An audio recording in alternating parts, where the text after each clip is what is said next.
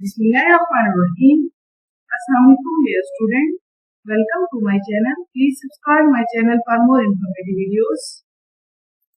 आज इस वीडियो में FSc ICS math part 1 exercise 1.3 के क्वेश्चन नंबर 5 और 6 को डिस्कस करेंगे। Question number 5, simplify bye expressing in the form of a plus b iota. हमें सिंप्लीफाई करके a plus b आयोटा की फॉर्म में क्वेश्चन को करना है।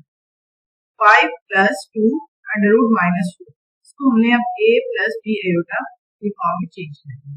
तो हम कैसे चेंज करेंगे? 5 as it is plus 2 under root minus 2, यहाँ पे हम -1 को अलग कर लेते हैं और मल्टीप्लाई 4, -1 को 4 से मल्टीप्लाई करवाएं तो हमारे पास -4।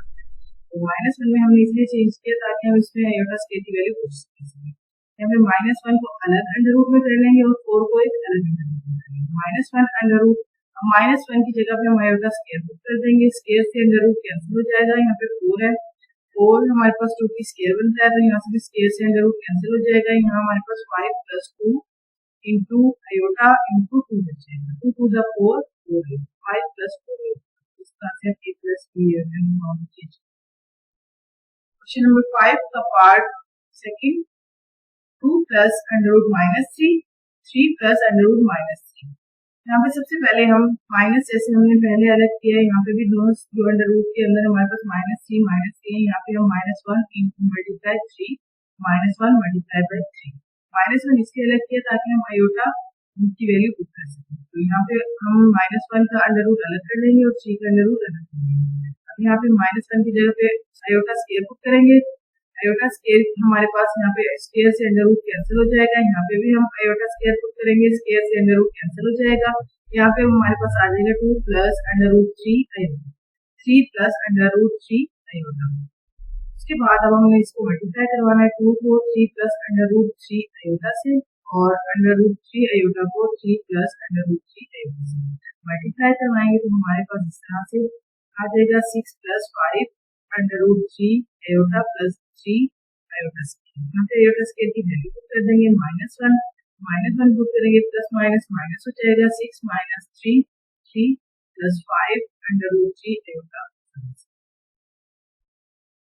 और 3 2 over under root 5 plus under root -8।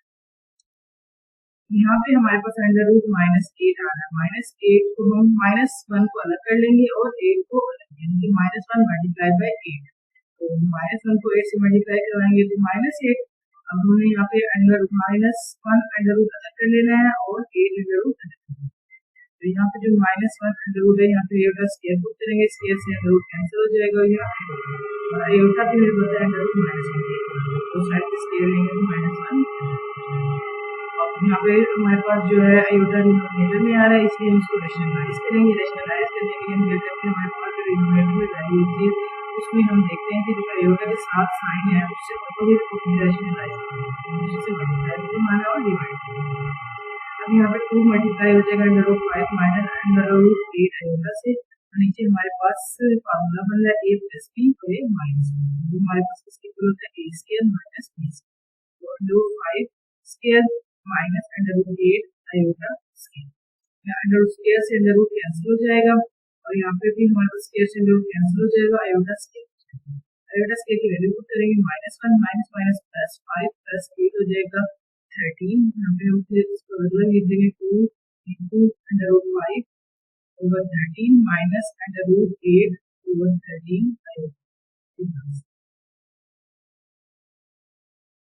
Question number 6, show that for all z belong to C, part 1 z square plus z bar square is a real number।